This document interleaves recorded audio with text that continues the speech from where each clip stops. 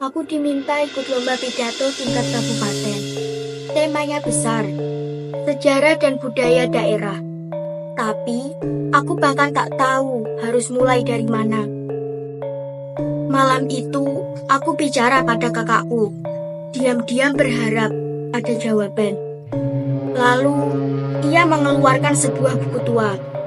Katanya, ini peninggalan kakek tentang sejarah Grobogan. Buku tua ini tak hanya berisi tulisan, tapi juga suara. Suara masa lalu yang masih berbisik di setiap halamannya. Aku membaca tentang fosil kerang laut yang ditemukan di tanah Grobogan. Bayangkan, tempat aku berdiri ini dulu adalah dasar lautan purba. Lalu ada rahang Setogodo, gading besar hewan raksasa yang pernah hidup di sini, jauh sebelum manusia menanam padi. Aku menemukan gambar Arca Mahakala, patung kecil tapi menyimpan kekuatan besar. Dulu ia dipercaya menjaga arah, menjaga waktu. Ada juga Lingga dan Yoni, dua batu suci lambang kehidupan, lambang kesuburan. Orang-orang dulu memuja mereka agar sawahnya panen dan anak-anaknya sehat.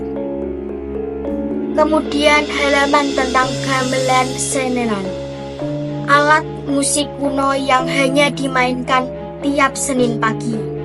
Bunyi gong dan saron mengalun pelan, seperti doa yang ditabuh.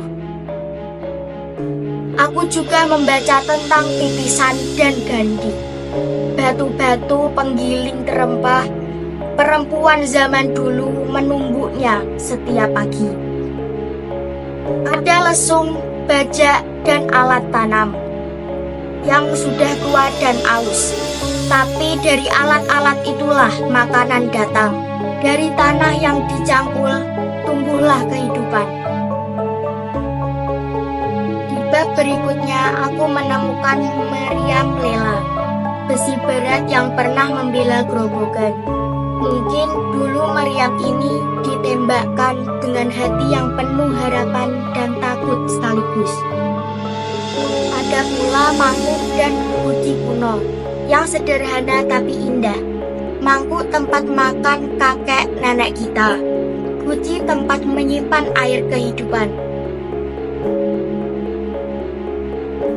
Halaman terakhir membuatku terdiam paling lama.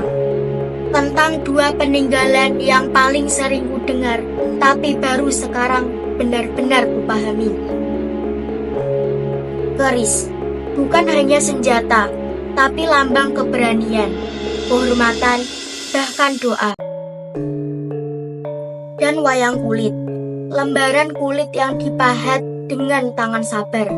Tokoh-tokohnya bicara tanpa suara, tapi mengajarkan budi pekerti, kesetiaan, dan perjuangan.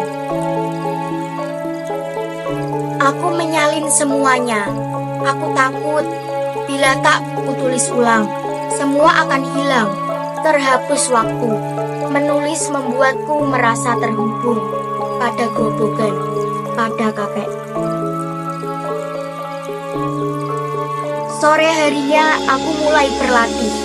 Kakakku mengajariku. Aku membacakan apa yang kutulis, bukan hanya untuk lomba, tapi karena aku ingin cerita ini tetap hidup. Kami pergi ke makam kakek, ku bawa buku tua ini, dan segala isi di dalamnya. Terima kasih, Kek, karena dari buku ini, aku belajar mengenal tanah lahirku.